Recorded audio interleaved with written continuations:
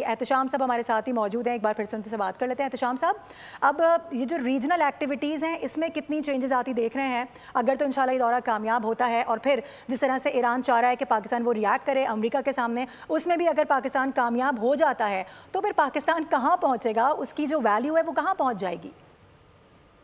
देखिए मारूख, आपने देखा कि हिंदुस्तान ने बहुत इन्वेस्टमेंट की हुई है ईरान में और अपना जिस तरीके से चाबहार आपने देखा पोर्ट बनाने में 300 बिलियन डॉलर दिए उन्होंने, उसकी एक्सपेंशन पे बात हो रही थी।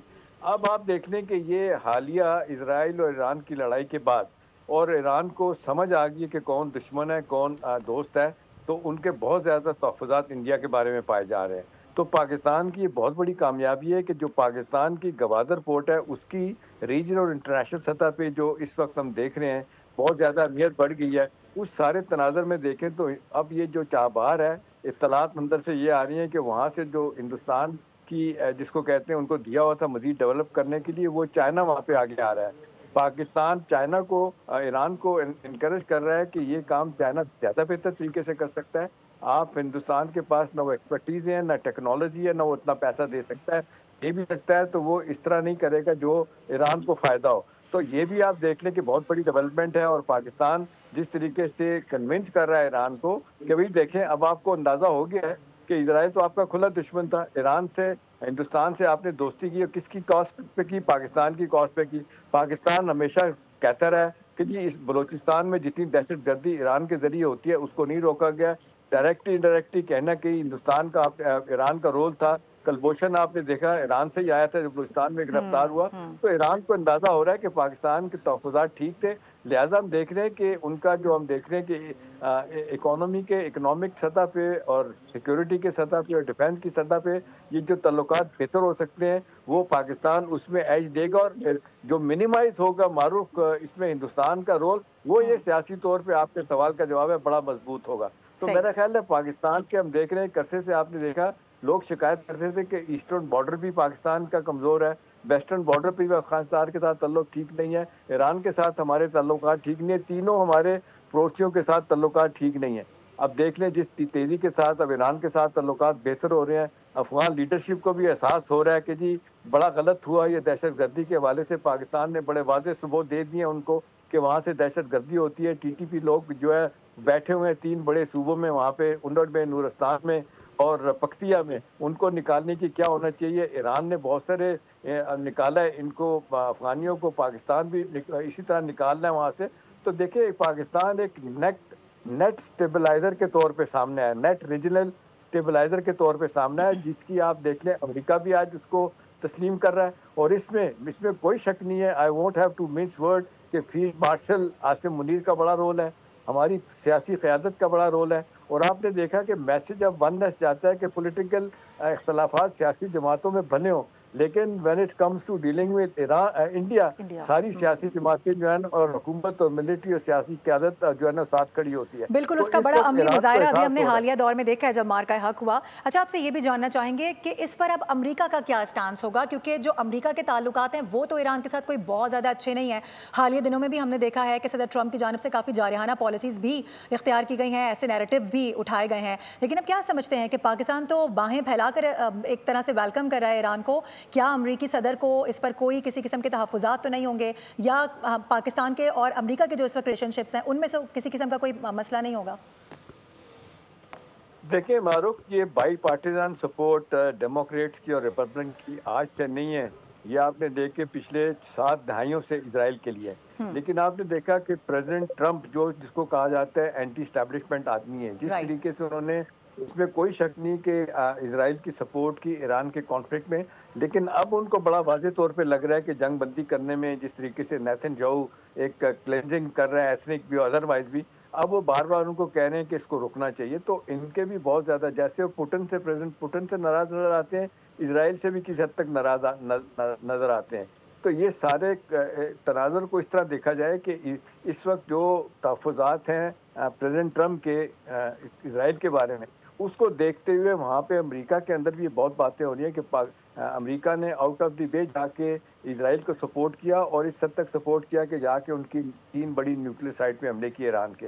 अब वो चाहता है अमेरिका चाहता है कि जिस तरीके से एक अरसे तक हमने देखा कि ईरान उनसे दूर रहा, वो चाहते उन्होंने बहुत ज्यादा जंगों में हिस्सा लेके देख लिया। अभी देख लें, अमेरिका फॉरएवर वॉर से वो बाहर निकलना चाहते हैं। $3 ट्रिलियन की उनकी मिलिट्री और की उसका आपने देखे इन्वेस्टमेंट उनकी होती है, उनकी इकोनॉमी है, तो वो इससे निकलना चाहते हैं और वो चाहते हैं कि मुल्कों के साथ ताल्लुकात को बेहतर किया जाए। और मैं इम्पोर्टेंट बात आपको मारूफ बताऊं कि कल का आप देखें न्यूयॉर्क टाइम का एडिटोरियल और परसों का देखें उनका एक आर्टिकल न्यूयॉर्क टाइम का, वो न्यूयॉर्क टाइम जो बड़ा वाज़ेह तौर पे खिलाफ है प्रेसिडेंट ट्रंप के, उन्होंने कहना शुरू कर दिया कि चाहे ट्रेड टैरिफ की बात हो, चाहे सियासी मामलात की बात हो, ये प्रेसिडेंट ट्रंप जो है ना, इनको हम बड़ा हल्का ले रहे हैं। ऐसी भी बात नहीं है कि वो विजन नहीं है। तो वो मैं नहीं कह रहा, आप नहीं कह रहे कि अमेरिका का इतना बड़ा अखबार आज एहसास कर रहा है कि प्रेसिडेंट ट्रंप की पॉलिसी ठीक थी, उनकी सियासी अप्रोच बड़ी ठीक थी और वो out of the box thinking लेके सामने है, ये बहुत अच्छी चीज है। अच्छा। तो मेरा ख्याल है इस सारे मामलों को इस तरह देखा जाए तो मेरा ख्याल है पाकिस्तान डेफिनेटली अपना असर रसूख अपने गुड ऑफिस इस्तेमाल करेगा और कर भी रहा है अपना रीजन में पीस के लिए और ईरान के साथ ताल्लुकात बेहतर करने के हवाले से अमेरिका। अच्छा, रीजनल पीस की हम बात कर रहे हैं। देखिए, एक जानिब तो ईरान है, फिर अफगानिस्तान है, फिर भारत लगता है, चीन है, अब चाइना के साथ भी पाकिस्तान के ताल्लुकात जाहिर है सबसे बेहतरीन है, हमारा हानी दोस्त है। ईरान है, उसके साथ भी ताल्लुकात मजीद बेहतर होने जा रहे हैं। अफगानिस्तान के लिए भी हमने इनिशिएटिव लेना शुरू कर दिया है। रह गया है भारत। आप क्या समझते हैं, अगर ये तमाम 3-4 ममालिक बिल्कुल एक हो जाएं तो रीजनल स्टेबिलिटी कितनी आसानी से आ सकती है और भारत को एक बार फिर से शिकस्त का सामना हो सकता है? क्योंकि वैसे भी हमने देखा है कि ओवरऑल इस पूरे खित्ते में भारत मुस्तकिल तौर पे तन्हा नजर आ रहा है। देखिए मारूफ, ये आप कहें फर्ज करें और मैं कहूँ या और लोग कहें चलें फर्ज करें 2 मिनट के लिए इसकी कोई अहमियत नहीं है, हिंदुस्तान इसको रिजेक्ट कर देता है। लेकिन आप देख लें पहलगाम के वाक़े के बाद जो सूरत हाल बदली है, रोज़ाना हिंदुस्तान की पार्लियामेंट में जो मोदी की आपने देखा जाए कि जितना उन पर तनकीद हो रही है और जितना इस बात को लिया जा रहा है कि आज हिंदुस्तान जितना सफारती सतह पे तना है कभी भी नहीं था। एक एक बंदा सवाल कर रहा है कि पहलगाम के वाक़े पे पाकिस्तान की किसी ने मजम्मत नहीं की। फिर वो कह रहे हैं कि और तो और ये जो हिंदुस्तान के हमसाये जो हमेशा हिंदुस्तान के साथ खड़े रहे हैं, चाहे मालदीव है, चाहे नेपाल है, चाहे बांग्लादेश है, ये सारे के सारे किसी एक ने भी पाकिस्तान को कंडेम नहीं किया। तो वो सारे कह रहे हैं कि ये मोदी जिम्मेदार है इस वक्त हिंदुस्तान की टोटल डिप्लोमेटिक फेलियर में और जो टोटल आइसोलेशन उसकी हुई है। और इस सारे मामले में हमें एक बहुत बड़ा एज मिल गया है।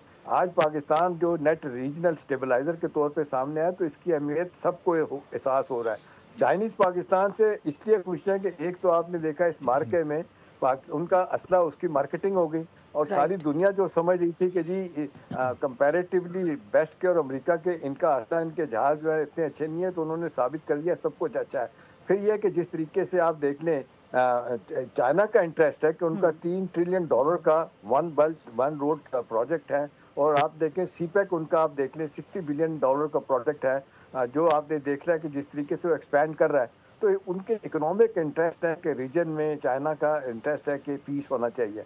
इस हवाले से वो चाहता है कि अफगानिस्तान में पीस हो, ईरान में सेंट्रल एशिया तक जाए और फिर सेंट्रल एशिया से यूरोप तक जाए। तो 3 कॉन्टिनेंट में जाना है, 75 ममालिक में BRI का प्रोडक्ट जाना है। तो ये बहुत बड़ा सियासी इन्फ्लुएंस बढ़ रहा है। अभी आपने देखने बदलते हालात में इनको भी एहसास हो रहा है, अपने प्रेसिडेंट ट्रंप को भी वो जो सख्त रवैया उन्होंने इख्तियार किया था चाइना का वो आहिस्ता आहिस्ता नरम हो रहा है। अभी आपने देखा प्रेसिडेंट ट्रंप ने ऐलान किया कि वो जल्दी चाइना का दौरा करेंगे। उनको भी एहसास हो गया कि किसी सूरत में भी आप चाइना को माइनस नहीं कर सकते।